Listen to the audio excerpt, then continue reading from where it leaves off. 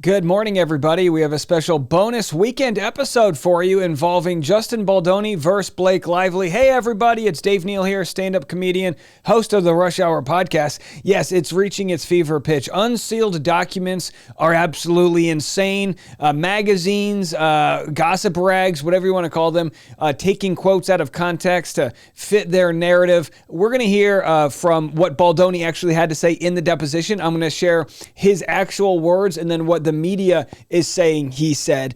Look, this is the world we live in, where there's a monetization that comes from getting clicks. We have to do it here on YouTube, but I think at the very least here we can provide the full context of what's being said, as it's been absolutely blown out of proportion. So we've got some wild letters coming in, exhibitions. We have Justin Baldoni right here offering an apology to his producing team. And the title of this is "His Willingness to Find Fault in His Own Behavior Became His Own Downfall." Now, I wouldn't say that Baldoni has had a downfall. He just had kindness and it was taken advantage of. So these are the types of articles that you're going to see out there. Baldoni apparently testified that he told Blake Lively he was circumcised without her directly asking. So what's the point of these articles? The point is to make him come off like a creep. The point of what we're seeing here is to make him come off like he's kind of free and easy with the types of content he's sharing. This idea that he's talking to Blake Lively's dead father, he's hugging too many people, he's mansplaining. It's really wild that would lead to harassment claims and pretty much his cancelization. That's what this would be. He would never work again in Hollywood if Blake wins. Well, a friend Lauren said, "Hey guys, I see we still aren't a fan of ethical journalism. How about mentioning that it was a group of parents and nannies, including Blake's husband, having a conversation as she was about to have her first baby boy? But then that almost sounds like circumcision may have come up in conversation." Gasp. Yeah, I mean, listen, having an 18-month-old boy myself, I got to tell you this, this is a conversation I've had with so many people, not just our pediatrician, but friends. And you talk to me, go, listen, we're having a baby. We don't want to make the wrong decision. There's no going back when you snip. Like, are we doing this? What are the trends? I mean, this is a conversation, I'm sure, and leave a comment. Let me know. I'm sure there's so many boy moms out there that are asking people, like, what did you guys do? Is this, there's, you on social media, you'll see a meme that's like, don't do it because it scars them. And, and then you see another one like, no, you have to, because you're like, So the common thing to do, right? But of course that doesn't sell newspapers or, get clicks. No one's buying newspapers anymore. So again, Justin Baldoni told Blake Lively, who was circumcised, despite her never directly asking. And I bet 90% of the people that see the headline scroll past it and go, creep, and they go to the next one. But come on, we're here to get down to the truth. Page 6, Baldoni told Blake he was circumcised, an oddly personal conversation at her New York City home. So one thing after another. And again, it's trending on Twitter. Baldoni testifies on circumcision chat with pregnant Lively in Unsealed Deposition. By the way, why is it that the AI on Twitter seems to have the most neutral response to this? It's a sad world when Grok on Twitter, Elon Musk's brainchild, has the most measured response. The exchange surfaced in a recently unsealed depo amid Lively's lawsuit against Baldoni and his production company, alleging a hostile set environment on It Ends With Us. Well, rather than hear what Grok has to say, let's just read it. So here it is, page 42 of 104 pages. There have been hundreds of pages released on this. We have so much more to get into. I think the next video I make might be one of the biggest bombshells. A Redditor has tagged me in something that links a pattern to one of the producers. We'll get into that. I'm sorry I don't have that ready for you. This is just as interesting, just in a different way. So the eggplant emoji being overused right now, but here's what was said. The question was, at the time, Miss Lively was pregnant, and he said, very pregnant, yes. She was soon to give birth, yes. And that would not be the first time Miss Lively had children already, right? Yes, they were all over the apartment, and Miss Lively was pregnant with a boy, is that right? Yes. And the two of you discussed certain things about Miss Lively's baby? Objection. Unborn baby? Yes. Then Blake Lively's attorney, Mr. Gottlieb, says, among other things, you discussed whether Miss Lively's baby would be circumcised, right? Shapiro, objection. Baldoni, that was a conversation, yes. And he goes, and in the context of that conversation, did you at any point share with Miss Lively whether you were circumcised? He said, yes. Did Miss Lively ask you whether you were circumcised? Directly, no. Then the next question, who was present at the moment when you relayed to Miss Lively that you were circumcised? The answer, there were people going all around. Mr. Reynolds was in and out of the conversation. She had, I think, 2 nannies. I felt like there was a housekeeper there. Her assistant was walking around. I think she had 2 assistants there. Her and I were sitting on the couch, but there was people all around. Now listen, I just want to say this. I understand a world where you don't want your boss to tell you whether or not they're circumcised, right? I get it. It's weird. Hey, Jan, do you have the T&P report for the McDonald's account? I need it on my desk by 3, and I'm circumcised. Yeah, what? or the opposite. What? What are you talking about? In this case, I have to give a pass to the conversation, or at least say we need more context.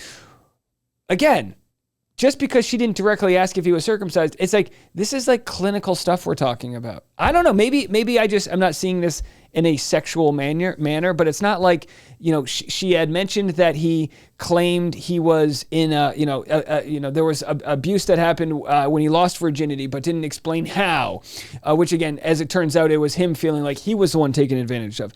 She claimed fat shaming when he just wanted to know how heavy Blake was because, probably hadn't seen her in months. And, with Blake like a celebrity like she is, there's not going to be any photos of her if she's, getting back down to the weight she wants to be for the movie. He has to pick her up in a dance scene. He's got a bad back. These things sound crazy.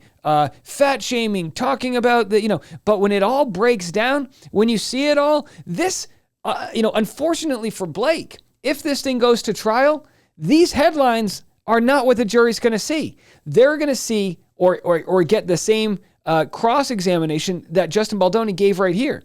They're going to be mothers and fathers in the jury that have had the exact same conversations. When you're having a baby, you talk about blowouts. I literally have pee. I think I got pee. I think I'm doing this. I think I got a pee on me. I was saying before, like when your kids kind of learn, potty trained, you'll see stuff and you'll be like, what is that? You'll look into a baby's butt. Is that, or did he fart? The amount of times my wife and I have asked, hey, did that baby just crap his pants or did he fart? And honestly, most of the time, we can't tell. He's a magician. Sometimes it's there, sometimes it's not. He's a Houdini. The idea that this is a work relationship where you aren't close with your boss, I just reject that.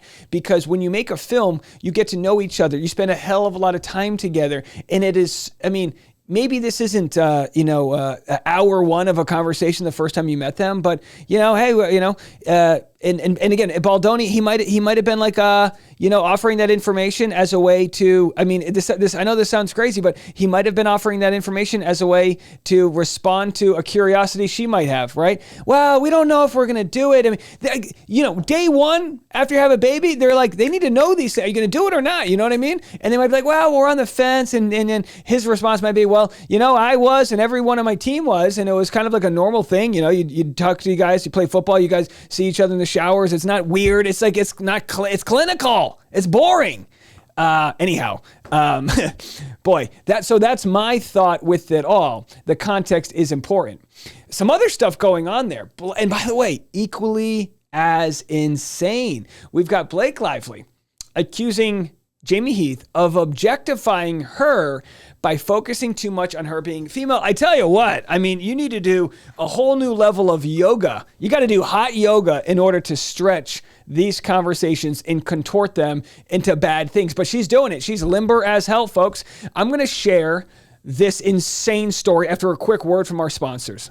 Ever had that last pair of contacts panic? Now I don't even worry about it because my next set is always on the way from 1-800-CONTACTS. They're the only major contact lens retailer that lets me renew my prescription online so I can get my contacts fast. 1-800-CONTACTS has fast, free shipping and delivers the same contacts my doctor prescribes right to my door. It's totally no risk with free returns and exchanges, plus they offer a best price guarantee. I order online, they deliver for free, and I can even renew my prescription from home. It's simple, reliable, and it saves me a ton of time and frustration. If you hate running out of contacts or having to make an eye doctor appointment every time you're running low, 1-800-CONTACTS is the best solution. They will save you time and money. Getting contacts doesn't have to be a hassle. Let 1-800-CONTACTS get you the contact lenses you need right now. Order online at 1-800-CONTACTS.com or download the free 1-800-CONTACTS app today. So here it is. Blake is accusing Jamie of objectifying her by focusing too much on being female. Well, this must be wild. Let's read it. Other actions in California set the tone for harassment. Shortly after Miss Lively accepted the role of Lily Bloom, Mr. Heath, the producer of It Ends With Us, remarked that Miss Lively would be birthed into the role, a statement that sexualized her and invoked female reproductive imagery to describe her professional contribution. This objectification made from California, where Mr. Heath resided, signaled that Miss Lively's value was tied to her gender rather than her talent. What in the absolute F are they talking about? What are they talking about? Insinuating that her only value for the role was her being female, not her talent? What? It's a female role. They're like, why are you using female pronouns? You're playing a female. Yet she would go on to claim that she was obviously more suited than Justin to take over the film and rewrite all the scenes because she was a female, right? So they're using gender against against Justin Baldoni. And they're also using gender to try to claim that Mr. Heath by saying birthed into the role. What are they talking about? Yes, that's the biological world we live in. You can have the debate. Women birth babies if they so choose, if they're so lucky, and it's all birthing into something is also sort of a phrase that's used. But I can't even believe you know what I mean? I feel dumb responding to this type of stuff, but this is out there. And let me tell you something. When the jury has to put this all together, they're gonna go, Blake Lively is banana land. Now, will there be communities online that believe Blake Lively is the victim and Baldoni did X, Y, and Z? Maybe. Right now, the only real smear campaign they have on Justin Baldoni is that they were trying to elevate Justin Baldoni content, right? And also, if there was anti-Justin Baldoni content, can we blame them if they were trying to push it down? Put it this way. If I had a company, if I had a business and I had 20 employees at my business and each one of my employees had a Reddit account and there was an article about my business that was bad and it wasn't true. And I told my employees, can everyone hit the downvote button on this article, therefore making it less viral, I don't think that's illegal. Could you claim it to be immoral? It's really like maybe. Now, if you're creating bots to downvote things, that's a different conversation. If Baldoni's crisis PR person or tag PR, if they were creating a bot army to come after Blake Lively, now we have a conversation. How they tie that to Baldoni, Blake Lively has to prove that they were doing that.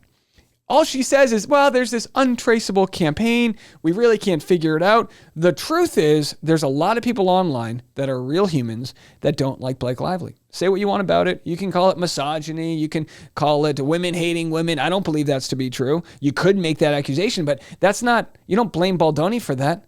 I still can't get past the idea that Baldoni would want to destroy Blake Lively before his film came out. That's like insane. That's like if you were on a baseball team and you wanted to destroy your star pitcher because you don't like them. It's like, no, maybe you can have beef with him after you win the World Series, but why would he try to smear the one person that's going to get Taylor Swift on board, promote this, do that? There's literally zero logic to any of this.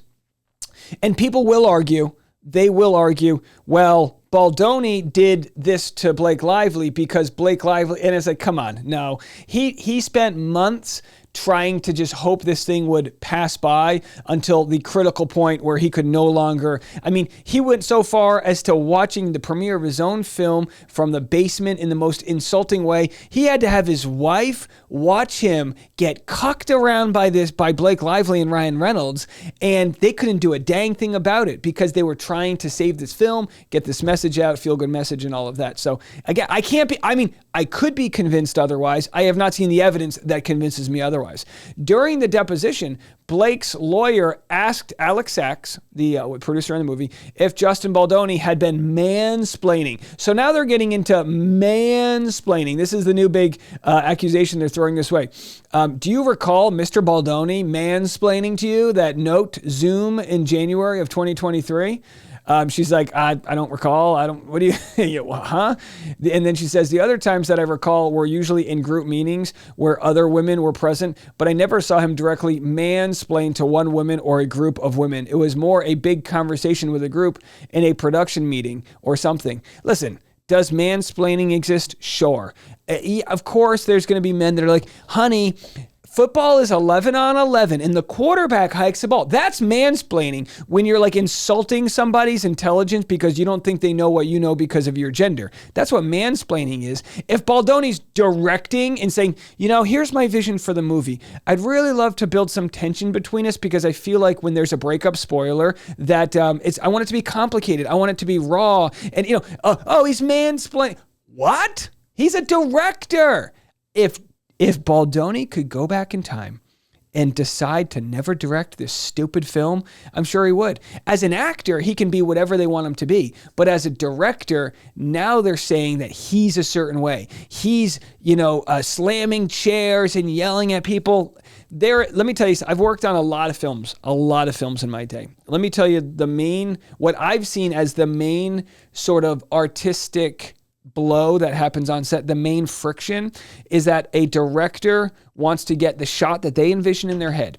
And then you've also got the unit production manager, you've got the assistant director who's in control of how much time they have to get per shot so that they can stay on track. You've got all of the financial people, including the producers. They are there to make sure that they don't have to spend more money that they don't have.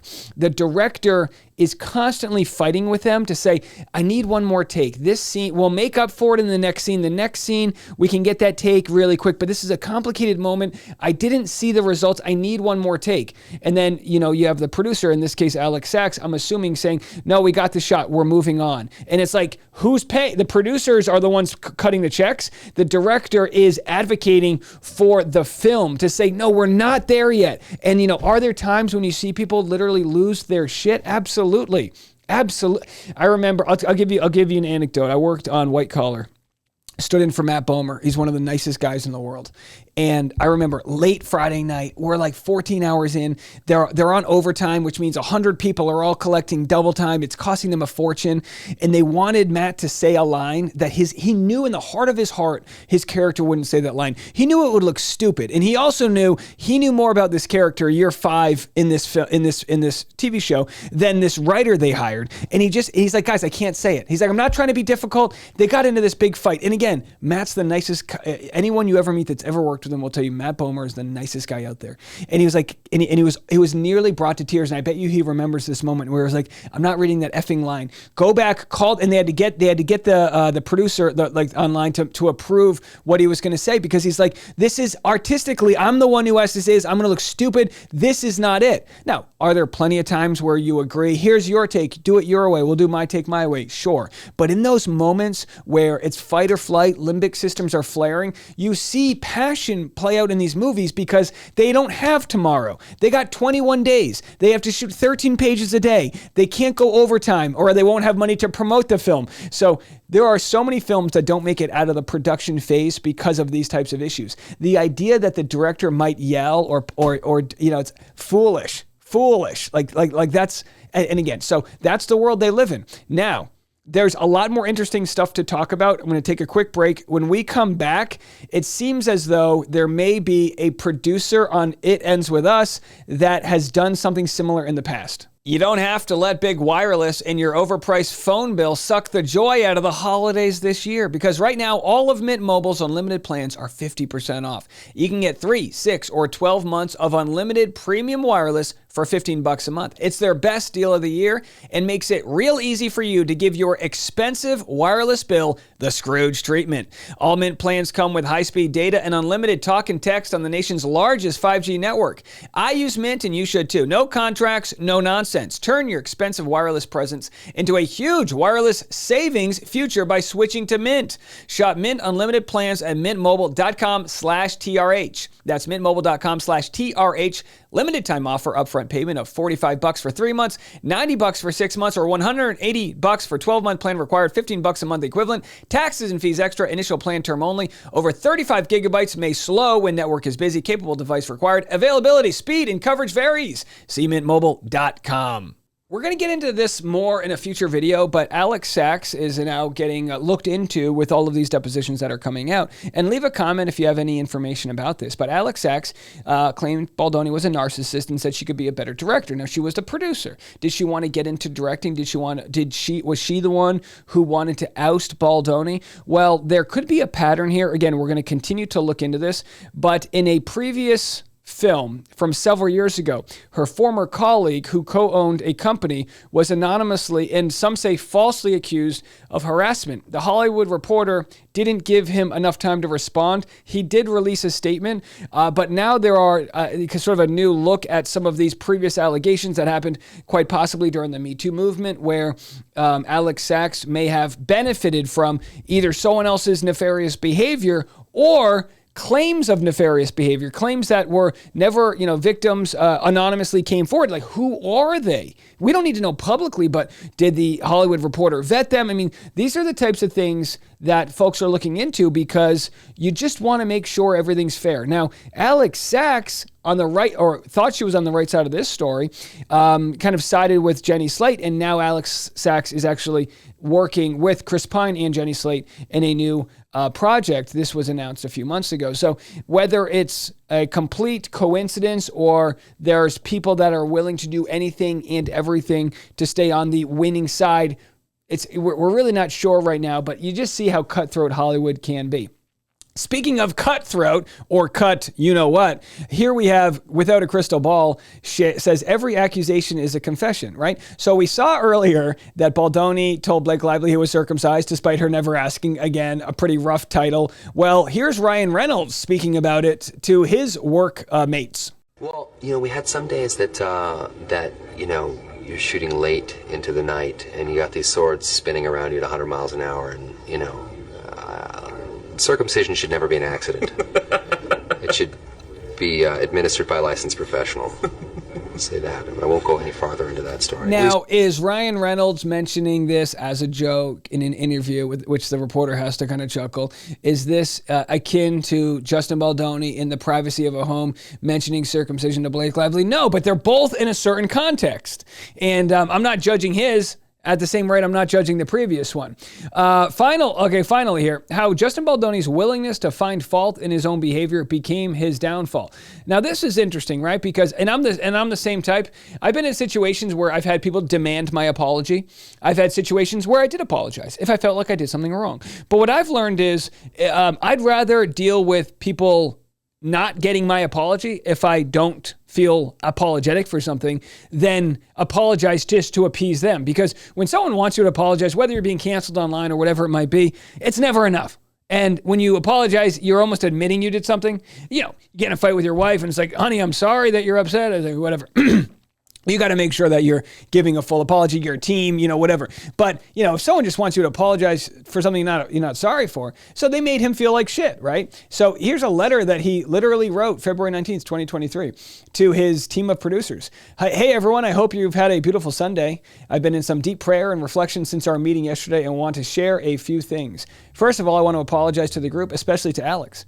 I've been feeling the pressures of mounting this film, and more than that, by the way, mounting might be the wrong word, and more than that, the responsibility to all the people who have suffered all forms of abuse in their lives. The responsibility to share their truths, their strengths, and their realities, while also walking the line of making not only a great film, but an effective and accurate one that can actually save lives. Sure, I know that's unrealistic, but that's why I am in this business. It's what motivates me and why I think I've been given whatever gifts I have.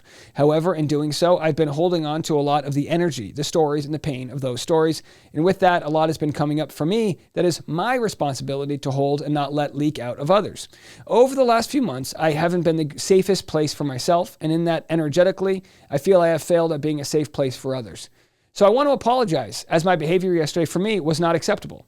I try very hard not to interrupt the women in my life, and unfortunately, I've been failing in that on quite a few occasions over the last few months, oftentimes, and yesterday in particular, to you, Alex. I will talk with you separately, but it wasn't okay for me to interrupt you and then mansplain something as it relates to abuse in data and statistics, which I'm sure you know as much, if not more, about that me, by the simple fact that you live every day as a woman in this world. This movie is going to be a tightrope to execute. It brings up a lot, and as I said, I've been navigating my own traumas while digging into it and preparing for Ryle. But my experience as a man and the abuse I've suffered will never compare to the collective abuse and trauma of what it's like to be a woman in today's world, and even more so, what it's like to experience abuse as a woman. That right there is the reason I want to make this film. And with the simple act of interrupting and being defensive yesterday showed I lost sight of that goal. As we go forward, I will make sure that doesn't happen again. To any of the women involved in this film, sure, I may disagree, but I will always listen. For this film to work, every person involved has to feel safe to express their thoughts, feelings, opinions, and concerns to me on all levels. But with the pressure I've put on my shoulders, I have not created the energy for that environment to thrive. This is going to change. One of my main focuses going forward will be ensuring that my energy and spirit match my intentions here. This is such an important project to me, and everyone on this email has been thoughtfully selected and in some cases begged to be here for one reason, to make this film as beautiful and impactful as possible while supporting me in my vision. But in that, I need to support you all as well and release the reins so everyone can thrive. With that said, thank you for hearing me. I take complete accountability, and you can expect to see a shift in me. Sometimes pressure and fear can be a trickster, and it has certainly had its ways with me these last few months. I invite any of you to reach out to me and offer me feedback at any time, because I genuinely believe that's how we grow. Thank you for hearing me, and I hope you have a beautiful rest of your day. All my love, Justin. I will say this. I would love to get to a world where we don't have to compare one person's trauma versus someone else's. I understand what he's doing here. I understand that he's trying to make it he's trying to answer the question as to whether or not he understands, maybe the levity of the film that they're making.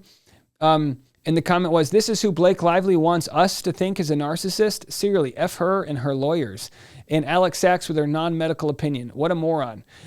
Sachs too, he's apologizing for interrupting her. Like, seriously, this dude interrupted someone and maybe didn't let them get their way so the gloves come off? F these people. Yeah, and I mean, that's the case, Like I said, things get heated at the workplace.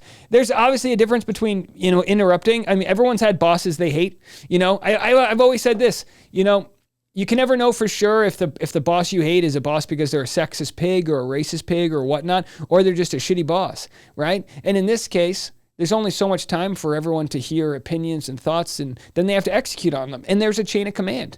And at the top of the chain is the director and then the person who pays their bills. And it seems as though there's, a lot of conversations happening behind people's backs here. And I mean, good on him for like trying to be the empathetic one and apologize. But as we saw, they've used the man enough quote against him to say, I guess you're not man enough if you're not living up to the version of yourself you say you want to be. No one's perfect. I'm the first one to own up to that. But I do think effort is so important. And especially early on in filming like that, to be willing to sort of continue to be a better version of yourself. That's what we should all aspire to be. All right, that's it for me. We might have more content this weekend, so make sure you're subscribed. As new things come out, we'll be sharing them. I will have bombshell, explosive stuff to get to, as all of these new unsealed documents have left a treasure trove of tea. All right, have a good weekend, folks. We'll see you later. And by the way, if you want to come to a stand-up show tonight, I'm in New York Comedy Club at Upper West Side, 6:30 p.m. Maybe 6 o'clock is early show, and then 10 p.m. at West Side Comedy Club in the Upper West Side. So I'll be over there. Come say hi. Come laugh at some jokes. We'll see you then. I'm Dave. This is The Rush.